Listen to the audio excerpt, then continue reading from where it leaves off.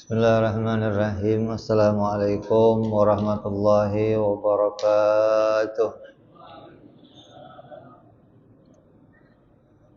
Al-Fatihah ila ruhi Sayyidina Habibina Syafi'ina Rasulullah Sayyidina Muhammad ibn Abdullah sallallahu alaihi wa ala alihi wa ashabihi wa azwajihi wa dhurriyyatihi أن الله يعين درجات في الجنة وينفعنا بأسرارهم وأنوارهم وعلومهم ونفاتهم وبركاتهم في الدين والدنيا والآخرة ويجعلنا من حزبهم ويرزقنا محبتهم ويتوفنا على ملتهم ويعشرنا في زمرتهم من عافية سلامة ثم الفاتح صاحب المقام يا أحب حسين بن أبو بكر إدريس والبكر ثم إلى فتى صاحب الكتاب شيخ إبراهيم الفجري ثم إلى إمام النووي البدري ثم إلى حضرة الباري حبيب عبد الله بن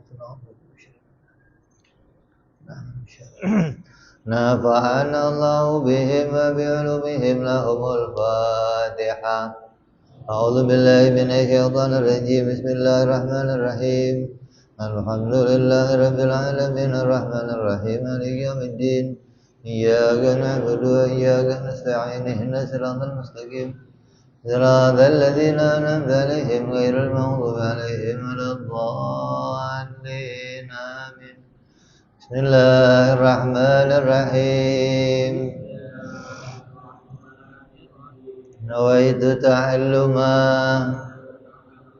وتعليما وتذكرا وتذكيرا والنفعا والانتفاعا والإفادة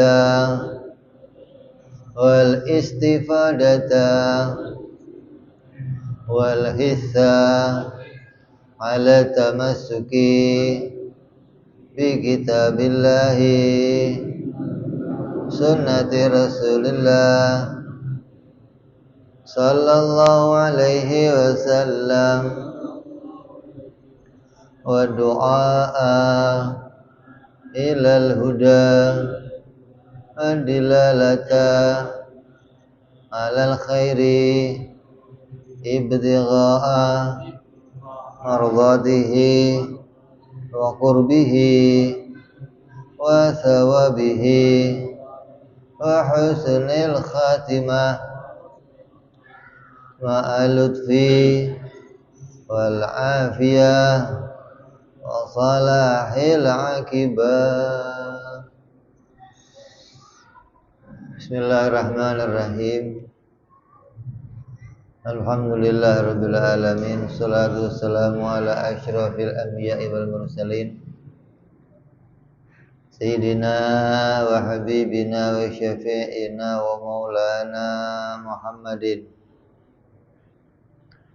wa ala alihi wa sahbihi ajma'in, amma ba'du. Qala musanniful kitab rahimahullah nafa'ana bihi wa bi'ulumihi fid dharain. Allahumma aftah qulubana futuhal arifin wa bihikmatika wansur alaina birahmatika ya arhamar rahimin. Ila anqal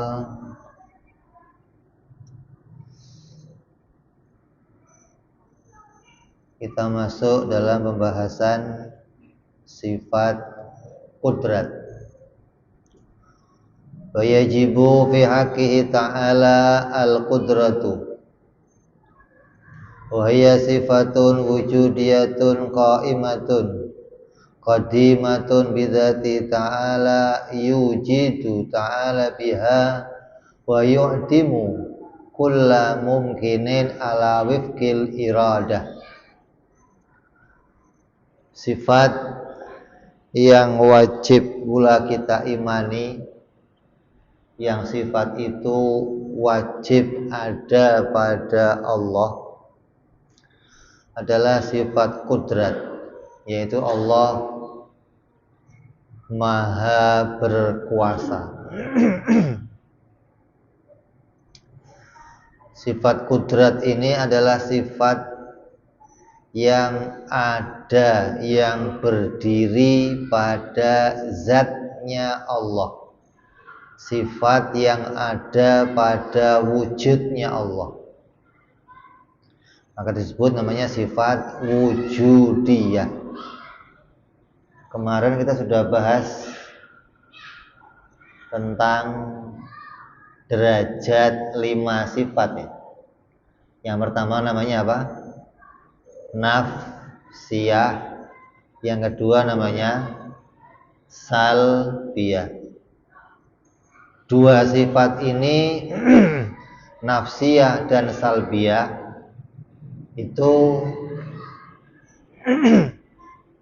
sifat yang hanya bisa diketahui. Tidak sampai derajat sifat ini bisa dilihat. Beda sama sifat yang kita akan bicarakan ini, kudrat, sampai nanti berikutnya adalah disebut namanya sifat wujudiyah. Disebut sifat wujudiyah artinya derajat sifat yang andai kita diperjumpakan kepada Allah, mudah-mudahan kita semua berjumpa dengan Allah, maka kita akan bisa langsung melihat sifat-sifat ini ada pada dirinya Allah. Yaitu diantaranya sifat kuasa atau sifat mampu. Sifat mampu ini bagi Allah adalah sifat yang tidak ada permulaannya. Artinya bukan sifat yang muncul setelah Allah menciptakan alam, baru Allah itu kuasa. Sebelumnya Allah belum kuasa. Tidak demikian.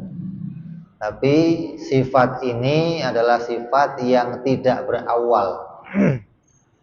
Mau ada alam ataupun tidak ada alam, Allah tetap bersifat kuasa. Adapun menciptakan alam ini berkaitan pula dengan kehendaknya Allah. Karena Allah menginginkan bikin alam, maka Allah menciptakannya. Nah, sebelumnya Allah belum menghendaki bikin alam, maka Allah tidak menciptakannya.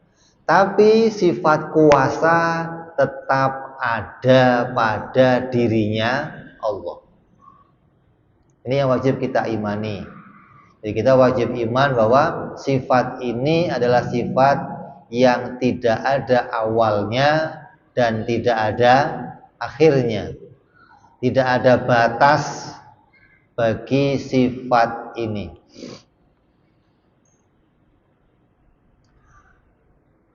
Dengan adanya sifat kudrat inilah Allah menciptakan segala sesuatu.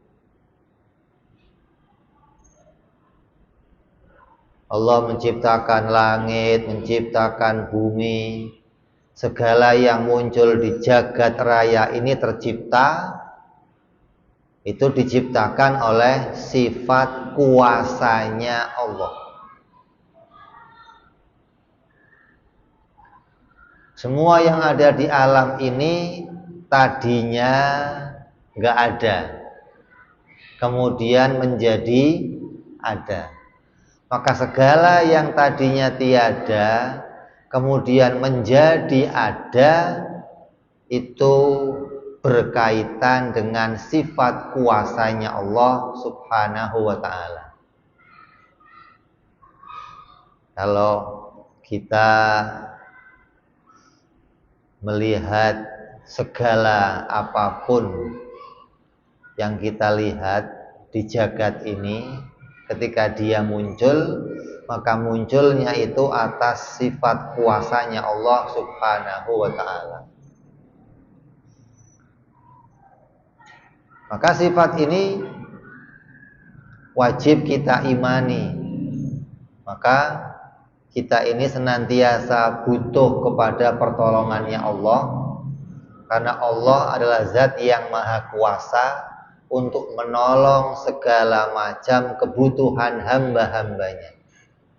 Apapun hajat-hajat kita, apapun keinginan kita, apapun yang kita harapkan, maka harapan itu disandarkan kepada Allah, dan Allah mampu mewujudkan itu semua karena Allah bersifat kuasa.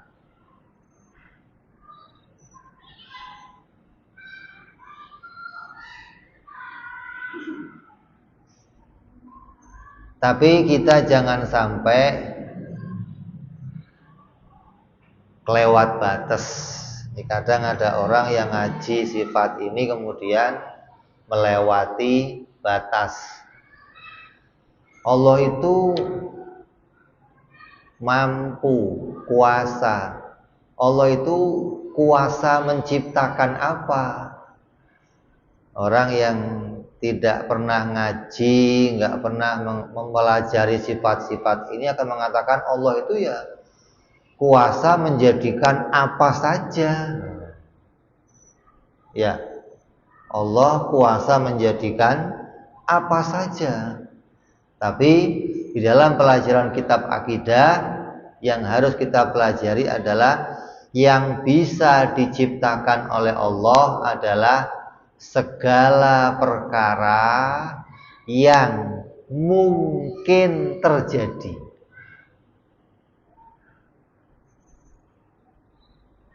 Segala perkara yang mungkin terjadi. Karena ada perkara yang tidak mungkin terjadi, gitu loh. Perkara yang tidak mungkin terjadi ini tidak diciptakan oleh Allah. Jadi kalau kita berdoa kepada Allah nih, kita boleh berdoa apa saja akan dikabulkan oleh Allah selagi doa itu berkaitan dengan perkara yang mungkin terjadi. Kalau berkaitan dengan perkara yang tidak mungkin terjadi, maka ya nggak akan dikabulkan. Kenapa? Karena perkara yang tidak akan mungkin terjadi itu perkara yang tidak akan diciptakan. Kamu doa, ya Allah, saya pengen jadi presiden, bisa nggak? Bisa nggak? Nggak bisa. Tukang mebel aja bisa, masa ente nggak bisa? Juragan mebel jadi presiden bisa? Iya.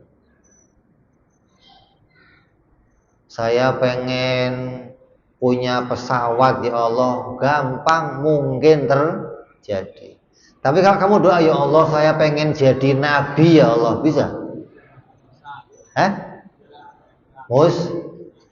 Nah, perkara yang mustahil itulah yang disebut perkara yang tidak mungkin terjadi, gitu loh. Jadi yang tidak mungkin terjadi itu tidak diciptakan oleh Allah. Jadi kita harus tahu batasannya nih. Jangan sampai kita kelewat batas mengatakan Allah mah bisa apa saja. Walaupun yang mustahil bisa diciptakan oleh Allah. Oh, enggak begitu. Yang diciptakan oleh Allah hanya perkara yang mungkin terjadi, bukan perkara yang tidak mungkin terjadi. Kalau perkara yang tidak mungkin terjadi, yang enggak diciptakan oleh Allah. Oh, namanya aja enggak mungkin terjadi. Ini batasan yang harus kita pahami dari sifat kemahakuasaannya Allah. Karena ada kelompok-kelompok yang kadang kebablasan meyakini Allah itu maha kuasa sampai dikatakan Allah itu kalau Allah mau ya Allah bisa saja menciptakan anak untuk dirinya, menciptakan istri untuk dirinya. Ini saking kebablasan.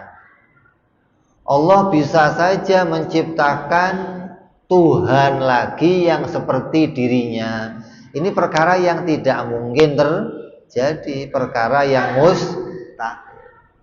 Jadi kita harus tahu batasan mana perkara yang mungkin terjadi dan mana perkara yang tidak mungkin terjadi. Kalau saya katakan ini ada air,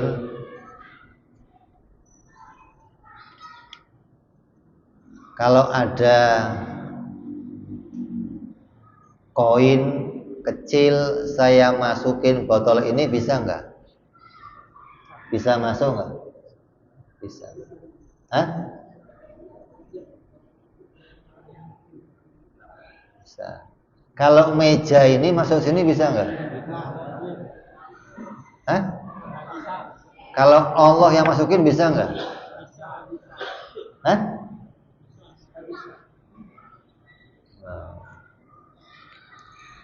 Meja ini nih, mejanya kan gede, botolnya kecil. Bisa nggak meja yang gede masuk ke botol yang, bisa nggak? Kalau Allah yang masukin bisa nggak? Namanya apa? Mustahil itu tidak tidak bisa itu bukan berarti lemah gitu. Karena perkaranya tidak mungkin terjadi gitu loh. Jadi bedakan nih. Kalau perkaranya mungkin, segala apapun yang mungkin Allah bisa menciptakannya.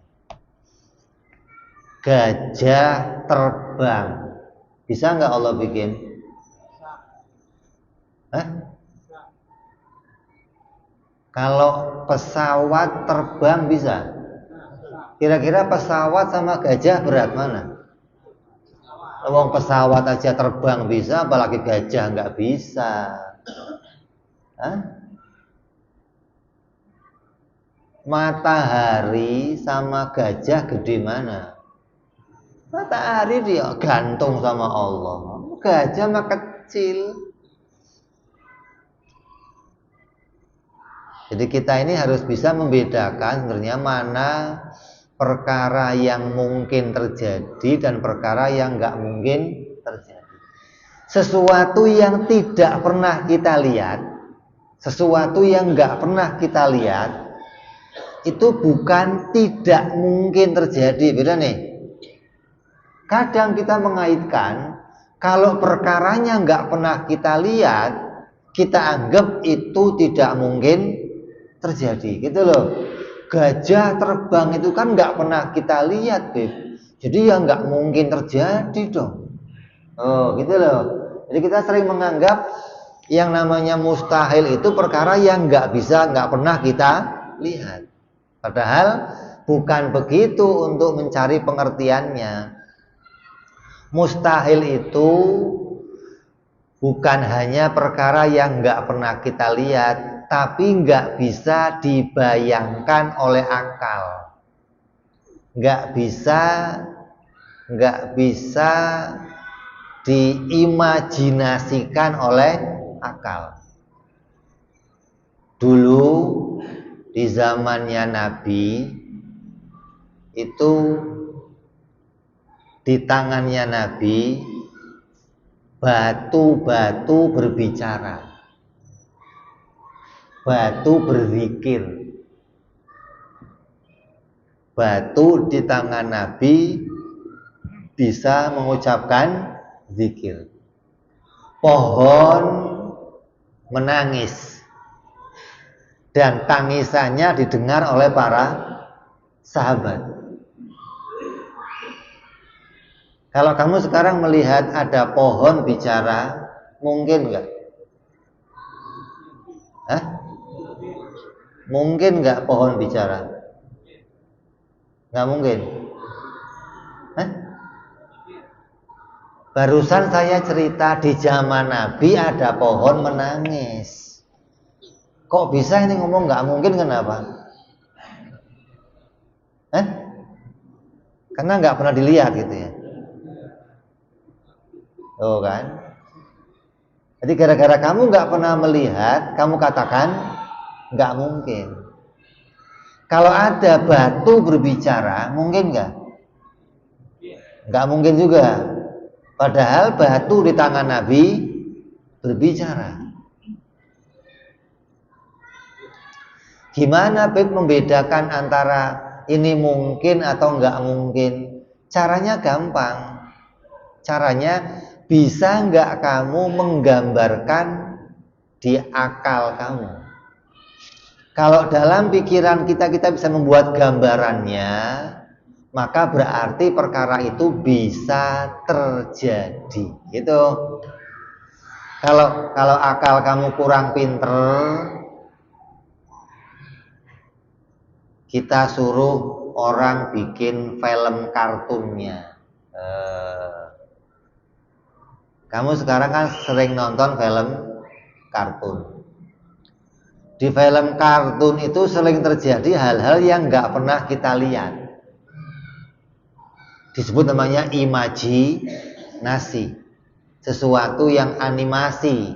Imajinasi hanya mengandalkan daya khayal. Nah, padahal sesuatu yang bisa kita khayalkan, sesuatu yang bisa kita bayangkan, maka hal itu perkara yang mungkin saja terjadi. Gitu.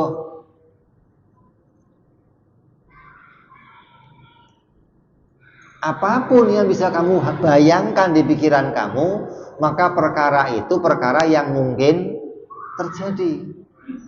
Walaupun itu perkara nggak pernah kamu lihat, gitu loh. Nanti di akhir zaman akan muncul berbagai keanehan-keanehan lagi. Dulu di zaman Nabi muncul berbagai macam keanehan-keanehan. Lah kamu sekarang udah nggak pernah lihat yang aneh-aneh. Padahal sekarang kamu terbiasa dengan yang namanya pengetahuan secara ilmiah. Dulu, wali-wali dulu itu kalau mau komunikasi sama kawannya yang jaraknya jauh, pakainya apa? Kalau kamu sekarang pakainya apa? Telepon, handphone. Hah? Dulu pakainya apa? Hah?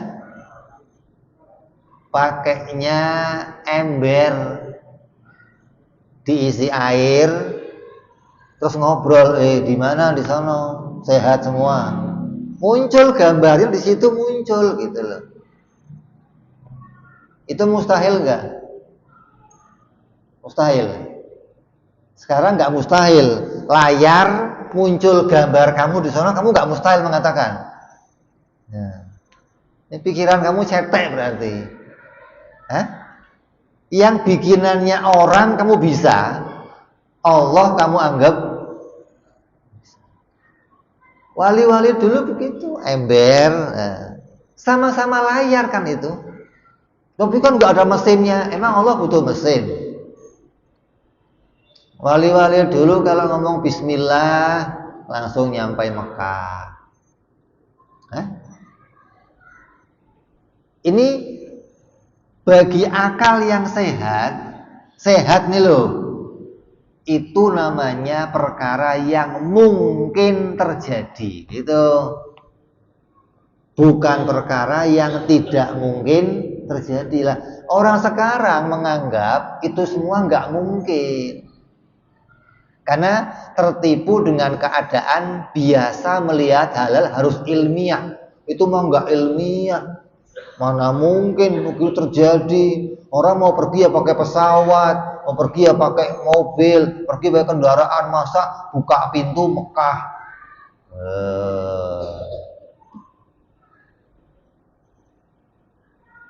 Orang itu ada dua caranya. Bisa kamu mau sampai ke satu tempat, kamu yang mendekati tempat itu. Bisa Allah menjadikan tempat itu dekat, sekali langkah kamu nyampe. Itu loh. Tempatnya didekatkan sama kamu. Bukan kamunya yang mendekat, tapi tempatnya didekatkan oleh Allah. Hingga sekali langkah kamu nyampe ke tempat yang kamu mau tuju. Itu termasuk perkara yang mungkin terjadi. Itu loh. Jadi kita ini kadang nggak bisa bedain mana perkara yang mungkin terjadi, mana yang nggak mungkin terjadi. Lah, perkara-perkara yang seperti itu nggak pernah kita lihat, tapi bisa terjadi, itu namanya perkara yang luar biasa. Gitu. Kayak contohnya apa? Mukjizatnya para nabi, karomahnya para wali. Namanya apa? Namanya apa? Luar biasa. Artinya di luar kebiasaan manusia. Makanya sekarang ini udah jarang Allah tampakkan karomahnya para wali. Karena karomah wali-wali yang dulu, yang orang dulu menganggap itu karomah, sekarang Allah sudah munculkan untuk orang biasa. Kayak ini komunikasi, ini orang biasa udah bisa. Dulu nggak bisa kecuali para wali. Ente mau ke Singapura, mau ke Mekah 1 jam nyampe. Dulu nggak bisa kalau nggak para wali. Sekarang bisa. Ente pagi di rumah nih, siang tiba-tiba udah nyampe Singapura. Habis makan siang kamu ke Bali, dari Bali kamu pulang ke Jakarta. Bisa. Lah, bagi orang sekarang menganggap wali-wali dulu itu bohong semua, nggak ada. Kalau pengen seperti itu ya harus pakai alat, pakai teknologi. Kalau nggak pakai teknologi ya nggak bisa. Nah, saya mau nanya, Nabi Isra Mi'raj pakai teknologi apa?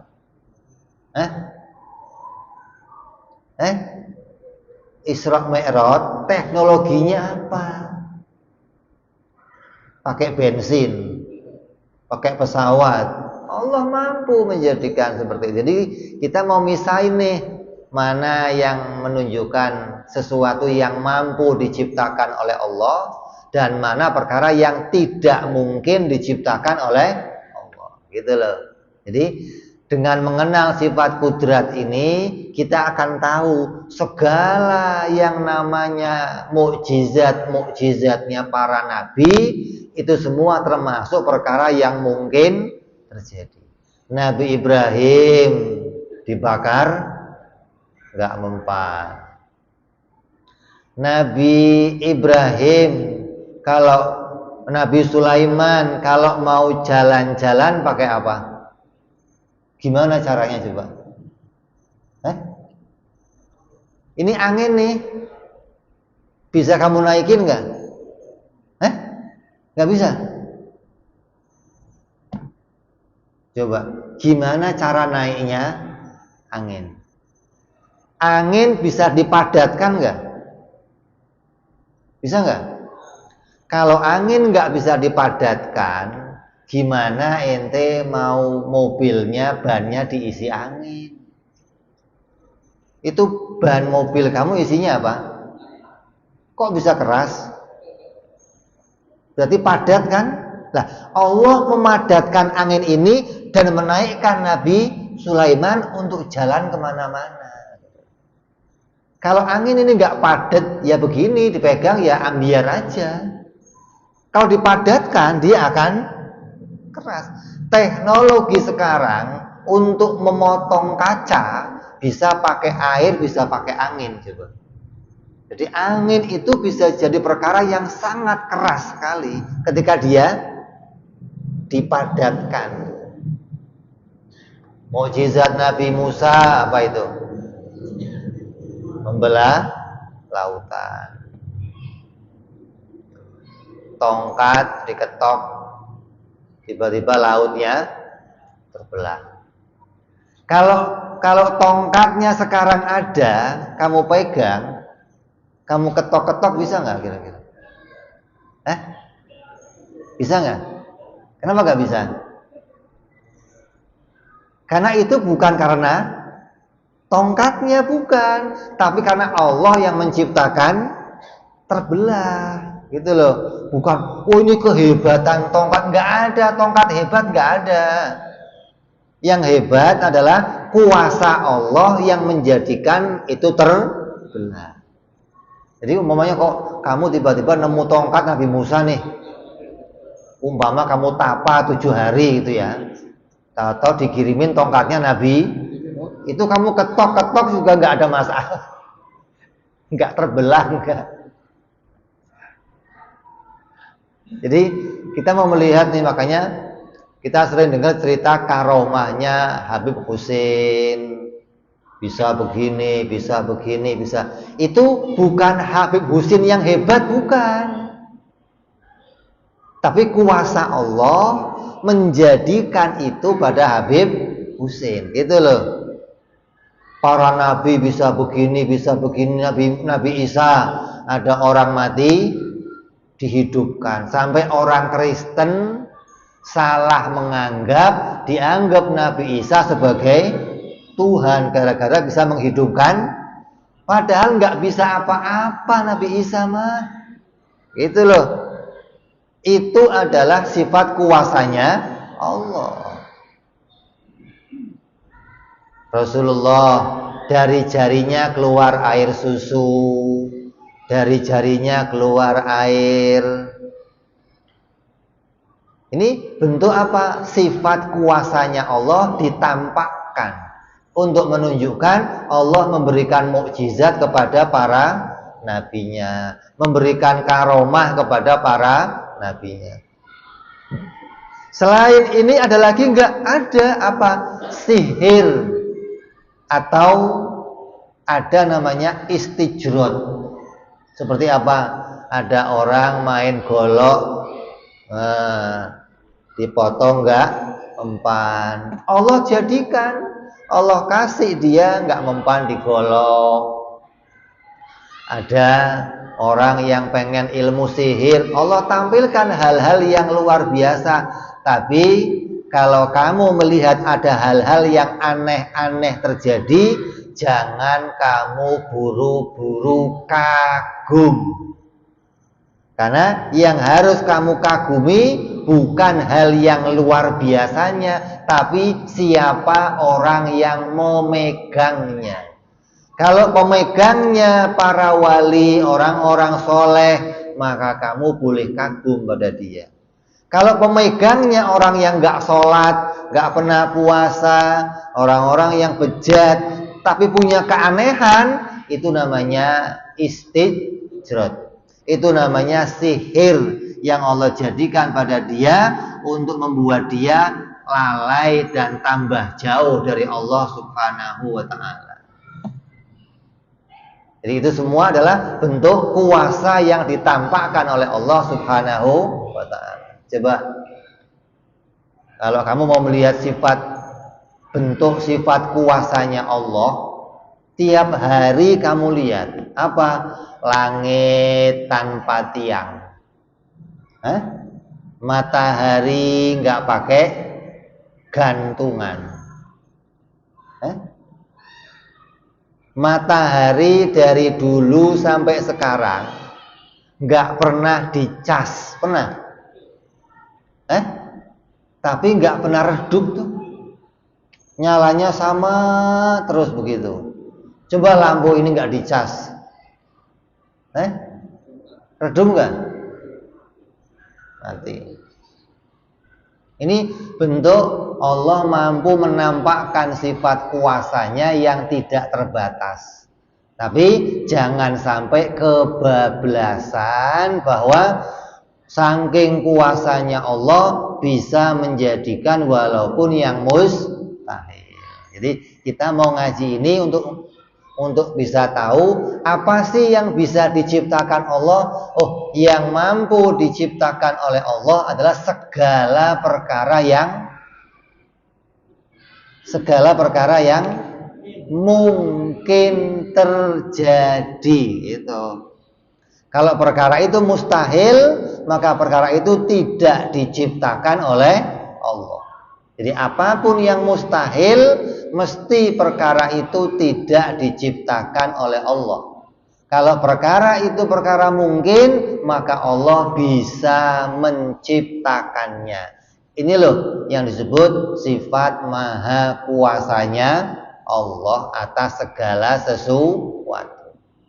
Jadi kalau kamu nggak mengenali ini, nanti kebablasan gitu loh. Kayak orang-orang di luar ahlus sunnah wal jamaah. Maka pentingnya kita ngaji ini biar iman kita kepada Allah nggak kebablasan, tetap pada relnya. Hingga ketika kamu berdoa kepada Allah, meminta sesuatu kepada Allah, kata Allah, ud'uni, minta kamu apa saja. Apa saja itu yang penting perkara yang mungkin gitu loh, bukan perkara yang mustahil gitu loh. Karena nggak akan bisa dikabulkan kalau doa yang kamu minta itu perkara yang mustahil terjadi. Jadi jangan dianggap saking kuasanya walaupun yang mustahil bisa diciptakan. Enggak. Allah maha kuasa, tapi pada perkara yang mungkin terjadi. Jadi kalau kita mau memisahkan mana yang mungkin, mana yang enggak mungkin, ini perlu kajian khusus, perlu pendeteksian khusus agar kamu bisa paham, oh ini mungkin, oh ini enggak mungkin terjadi. Ya.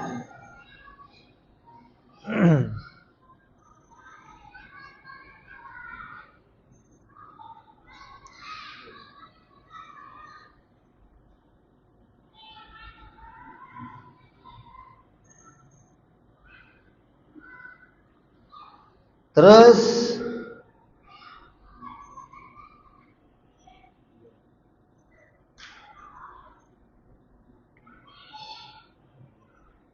sifat kudratnya Allah itu menciptakan itu sesuai dengan yang Allah kehendaki. Jadi enggak karena Allah kan punya sifat kuasa, ya apa saja dibikin. Enggak, yang Allah bikin pasti sesuai dengan kehendaknya, dengan kemauannya. Dan apa yang Allah maui itu pasti Allah mengetahuinya, mana yang baik dan mana yang tidak baik. Jadi Allah maha mengetahui. Karena Allah maha mengetahui mana yang baik, mana yang enggak baik, maka Allah menghendaki. Maka apa yang Allah kehendaki itulah yang kemudian diciptakan dengan sifat kuasanya Allah Subhanahu wa ta'ala. Jadi kalau kita doa nih, kita doa, kok doa kita dikabulkan, itu karena doa kita cocok sama kehendaknya Allah. Kamu doa sekuat apapun doa kamu, kalau tidak dikehendaki Allah, gak akan kabul, enggak. Ente mau doanya di makomnya para wali, mau doanya depan Ka'bah sekalian. Jangan depan, dalam Ka'bah lah sekalian dah. Doa pagi, siang, malam, kalau doa itu enggak dikehendaki Allah, ya maka enggak akan dikabulkan. Jadi Allah akan menciptakan apa yang terjadi di jagat ini sesuai dengan apa yang Allah kehendaki. Terus apalagi yang perlu kita ketahui dari sifat kudratnya Allah? Oh, sifat kudrat itu sifat yang disebut namanya sifat yang punya ta'alluq. Ta'alluq itu sifat yang punya kerja, sifat yang punya keaktifan, sifat yang punya kaitan dengan perkara yang lain. Kayak tadi Allah Maha Kuasa. Kuasa apa? Kuasa menciptakan perkara yang mungkin terjadi. Berarti sifat kuasanya Allah ini berkaitan dengan perkara mungkin. Jadi segala yang mungkin ketika dia muncul mesti berkaitan sama kudratnya Allah. Tidak ada satupun perkara mungkin yang muncul di jagat ini tapi muncul tanpa diciptakan oleh kudratnya Allah, nggak ada. Nah, kalau ada orang ngomong begini nih, kalau saya mau, saya mah bisa aja bikin rumah 3. Kalau saya mau, saya bisa aja umroh tiap hari kalau saya mau. Cuma saya nggak mau aja. Ketahuilah orang itu mesti pembohong. Kenapa? Karena yang terjadi bukan atas maunya dia, bukan. Yang terjadi pasti atas maunya Allah. Kalau Allah mau, mesti terjadi. Walaupun kamunya nggak mau. Itu loh. Emangnya bisa ente-nya nggak mau, tapi Allahnya mau, terus nggak terjadi gitu? Kita muncul di jagat ini atas kemauan kita nggak? Atas maunya siapa? Karena Allah mau, maka itu terjadi. Gitu loh. Ente nggak pengen umroh, ente nggak pengen pergi haji, tapi Allahnya pengen, ada jalannya untuk berangkat. Ente nggak pernah bayangin pengen punya bini orang Amerika, kalau Allahnya mau, ya terjadi. Jadi apapun perkara mungkin yang terjadi pada diri kamu pasti terjadi atas kudratnya Allah, bukan atas kudratnya kamu, bukan. Yang muncul apapun di jagat ini pasti dimunculkan berkaitan dengan kudratnya Allah Subhanahu wa ta'ala. Ini loh yang kita harus pahami. Dari titik inilah nanti kita akan berkembang kepada apa sih hubungannya kudrat dengan perkara-perkara mungkin yang lainnya. Kita masuk Isya, kita dengar adzan Isya sebentar. Allah.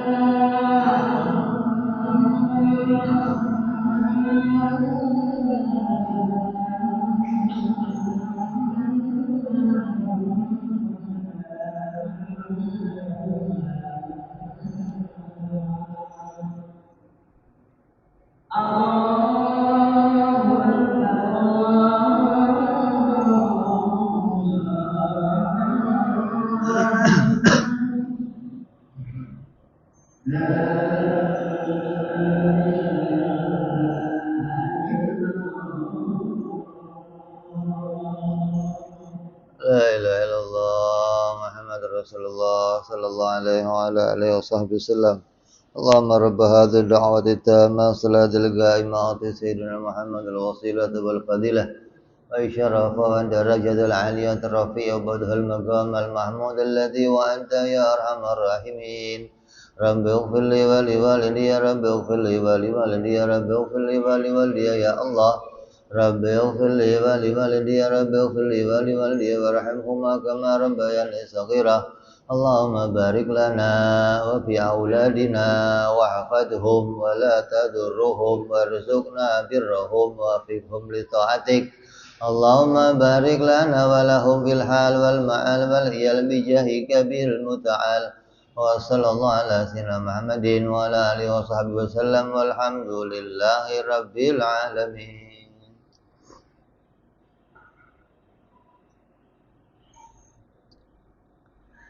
Kita mau lanjutkan sedikit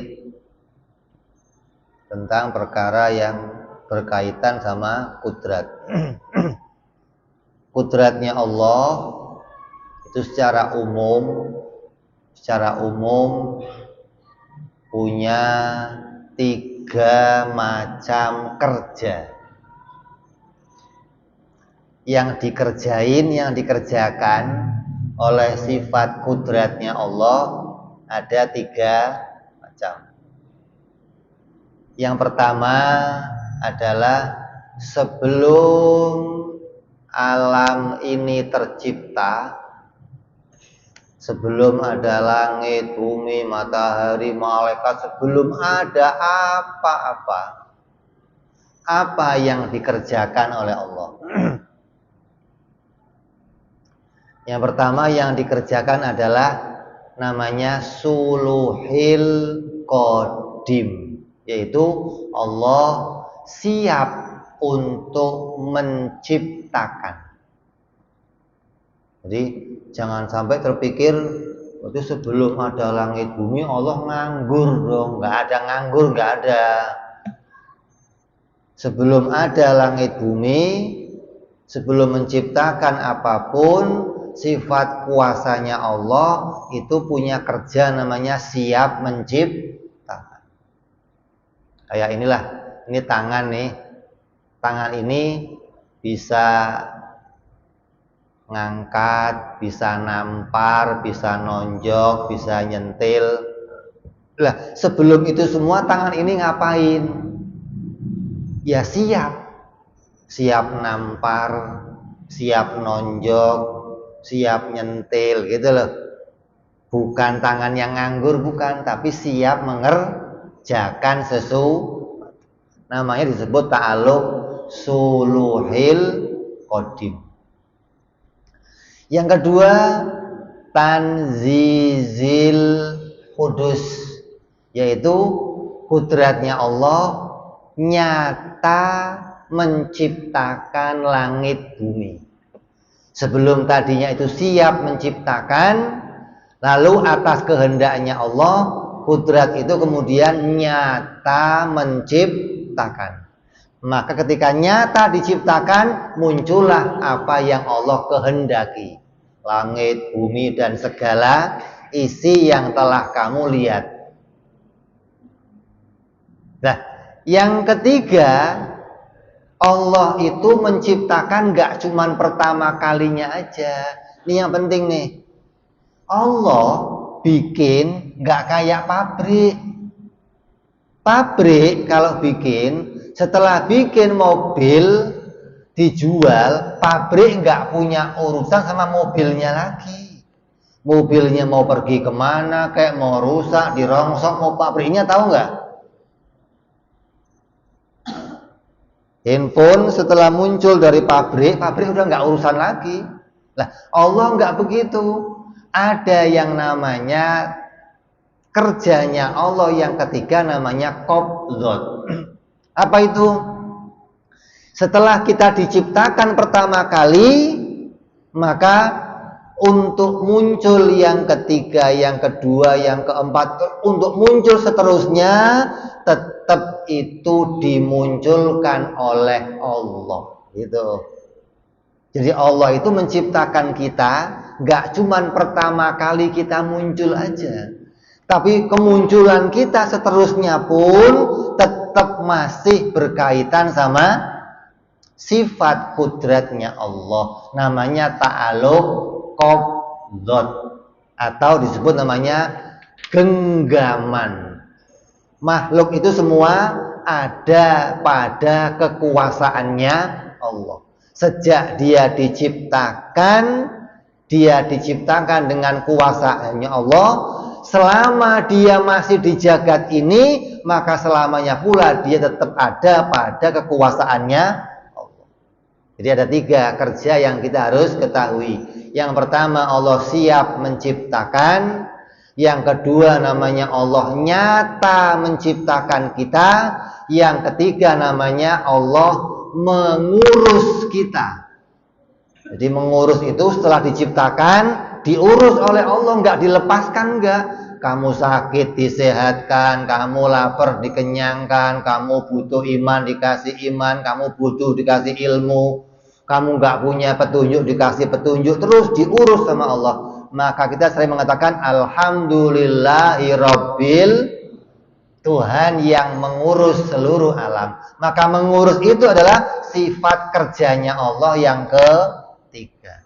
Kalau menciptakan, sifat kerja yang kedua. Kalau siap untuk menciptakan, sifat kerja yang pertama. Jadi ini yang wajib kita ketahui dari sifat kudratnya Allah subhanahu wa ta'ala. Hingga kita ini selama kita masih bisa duduk, jalan, berkedip, melangkah, apa saja masih bisa bernafas, selama itu pula kita nggak pernah lepas dari kudratnya Allah subhanahu wa ta'ala.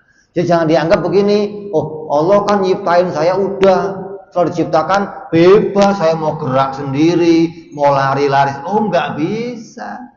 Kamu bisa gerak, bisa kedip, bisa ngomong. Kalau Allah nggak menolong, nggak bisa. Jangan dianggap pergerakan kita selama ini muncul dari diri kita sendiri, kamu salah anggap. Maka dengan ngaji ini kamu akan tahu sholat kamu, ibadah kamu, taat kamu kepada Allah, haji kamu, itu semua bisa terjadi atas kudratnya Allah subhanahu wa ta'ala. Kalau Allah nggak mengkudrat kamu, kamu nggak akan bisa bergerak, duduk, diam, berkedip, nafas, nggak akan bisa, enggak. Maka itu semua adalah bentuk sifat kerjanya Allah subhanahu wa ta'ala. Dengan ini kita akan tahu, dengan ini pula kita akan jadi orang yang selalu bisa bersyukur kepada Allah, karena Allah telah menciptakan kita dan Allah mengurus kita dengan baik. Nggak pernah kita dilepaskan begitu aja oleh Allah, nggak pernah. Selamanya di jagat ini kita diurus terus oleh Allah. Kami dikatakan wa kullu dabbatin fil ardi illa 'alallahi rizquha. Dan setiap apa yang ada di muka bumi ini, Allah lah yang mengatur rezekinya. Enggak dilepaskan, enggak. Jadi kalau kamu kok tiap hari kelihatan ini cari ke sono, cari ke sono, cari ke sono, ketika dapat itu Allah lah yang menyiapkannya. Kalau Allah nggak menyiapkan, mau nyari kemana ente? Jangan dianggap saya mau cari sendiri. Iya, kelihatannya nyari. Tapi ketika dapat, Allah lah yang menyiapkan segala yang menjadi kebutuhan hamba-hambanya. Mau kamu nyolong, mau kamu kerja yang halal, mau kamu segala yang kamu peroleh, itu perkara yang disiapkan oleh Allah subhanahu wa ta'ala. Ini bentuk sifat kuasanya Allah menjadikan dan mengurus seluruh alam semesta. Ini loh yang wajib kita ketahui dari sifat kudratnya Allah subhanahu wa ta'ala. Selesai, tinggal kita bahas berikutnya adalah sifat lawannya. Apa yang menjadi lawan dari sifat kuasa, yaitu lemah. Mustahil Allah bersifat lemah. Kita akan bahas beserta dalil insyaallah perjumpaan yang akan datang. Barangkali ada yang mau bertanya yang berkaitan dengan sifat kuasanya Allah Subhanahu wa ta'ala. Fadhol.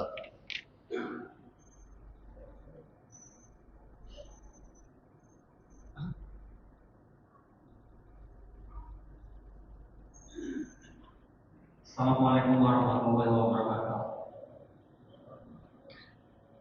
Ya, jadi pertanyaan, apakah sifat kudrat Allah itu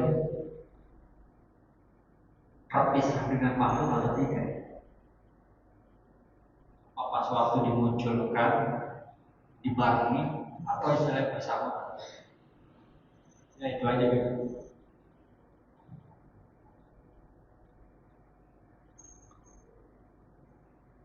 Jangan digambarkan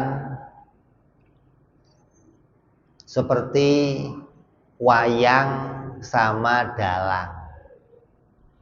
Kalau wayang sama dalang, kalau dalangnya bergerak, maka wayangnya bergerak.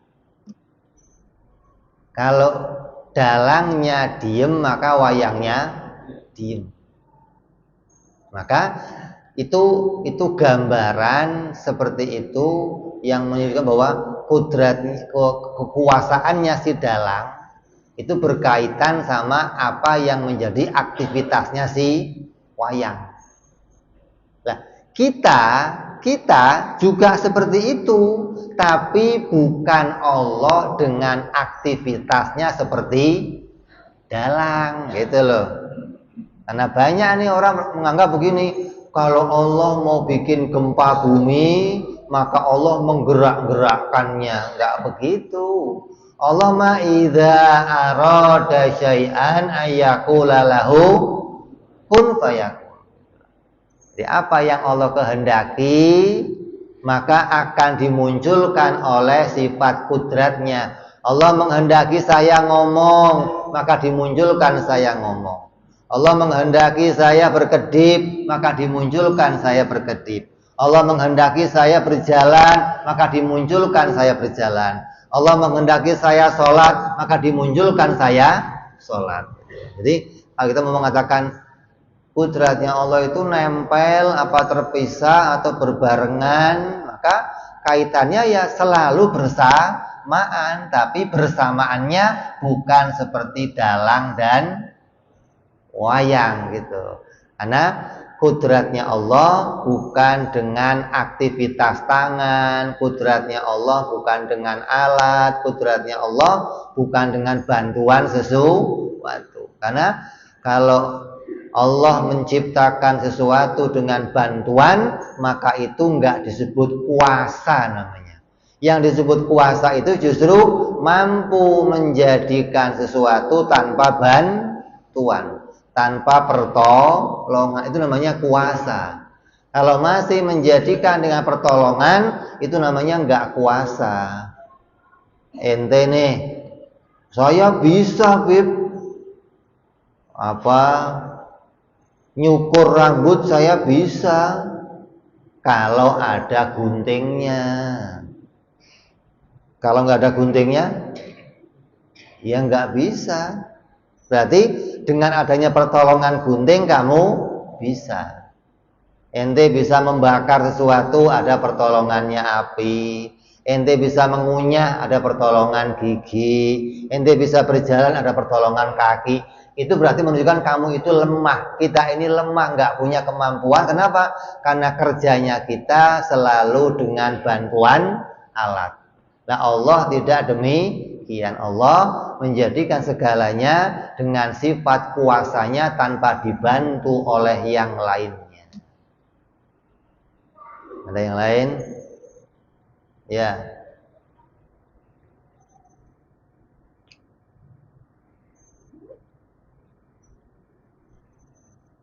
Assalamualaikum warahmatullahi wabarakatuh. Assalamualaikum. Bisa bertanya dengan sifatnya Allah adalah besar. Tapi di sini di Al-Quran dikatakan Allah itu Rahman dan Rahim. Allah itu kan Wahid, tidak ada namanya. Yang kedua, Allah itu kekal.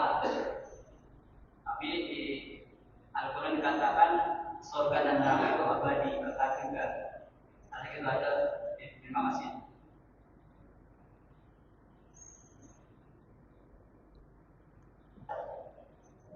Rahman Rahimnya Allah dengan Rahman Rahimnya kita ya beda. Kalau kekalnya Allah dengan kekalnya makhluk atau surga neraka juga beda. Kekalnya Allah itu dari dirinya sendiri. Kalau kekalnya surga itu karena dikekalkan oleh Allah. Ya ini lampu dah. Lampu ini bisa mati, bisa nyala. Tapi kalau saya mau lampu ini bisa saya nyalakan terus. Berarti nyalanya lampu terus-menerus tergantung pada kemauan saya, gitu. Itu namanya dikekalkan. Tapi kalau kekalnya Allah memang dari dirinya sendiri, nggak bergantung sama yang lain, gitu. Maka surga itu kok kekal, kenapa? Karena Allah lah yang maha kekal, yang mengekalkan surga. Kalau surga nggak dikekalkan oleh Allah, nggak ada makhluk yang bisa mengekalkan surga. Allah itu maha kekal, kidam bako, maka Allah bisa membuat surga menjadi kekal. Jadi kekalnya surga bukan dari dirinya sendiri, tapi Allah lah yang menjadikannya. Kasih sayang Allah ya begitu. Kasih sayang Allah itu murni, tanpa dengan perasaan. Kalau kita kan punya kasih sayang tergantung kepada hati. Kalau hati saya tersentuh, baru saya punya sifat kasih sayang. Kayak kamu dah, kamu duduk di pinggir jalan, ada orang minta-minta. Kenapa kamu kasih? Karena hati kamu tersentuh, kesian, baru kita kasihlah. Allah punya kasih sayang, tapi tidak sebagaimana kasih sayang kita. Kasih sayangnya Allah adalah sifat yang muncul atau sifat yang berkaitan dengan sifat kudrat dan iradahnya Allah subhanahu wa ta'ala. Karena Allah itu mau ngasih, ya Allah kasih aja. Bukan karena kamunya minta, bukan karena kamu apa, Allah ngasih. Orang kafir dikasih, siapapun dikasih. Dan sifat rahmannya Allah tidak terbatas pada orang tertentu siapapun, walaupun itu orang kafir. Tetap Allah mengasihi mereka. Allah utus nabi untuk mereka, Allah berikan mereka petunjuk. Ini bentuk sifat kasih sayangnya Allah kepada hamba-hambanya. Nyambung. Ada lagi yang lain? Udah? Kita tutup. Kita teruskan yang akan datang insya Allah. Wallahu a'lam bis-shawab. Wa ila hadratin nabi. Al-Fatihah. A'udzu billahi minasyaitonir rajim. Bismillahirrahmanirrahim. Alhamdulillahirabbil alamin arrahmanir rahim maliki yaumiddin. Iyyaka na'budu wa iyyaka nasta'in ihdinas siratal mustaqim. Shiratal ladzina an'amta 'alaihim ghairil maghdubi 'alaihim waladdallin. Amin.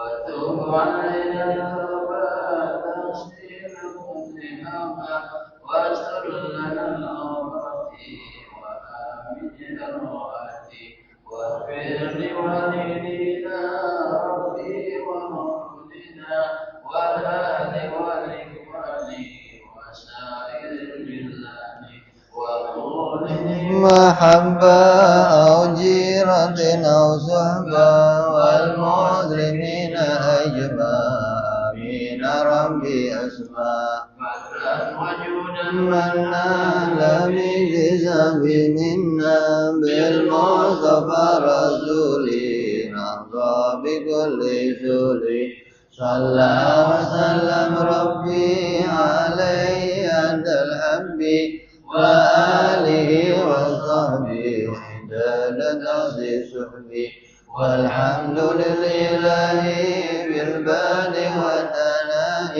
walhamdulillahi fil bari wa tanahi. Assalamualaikum warahmatullahi wabarakatuh.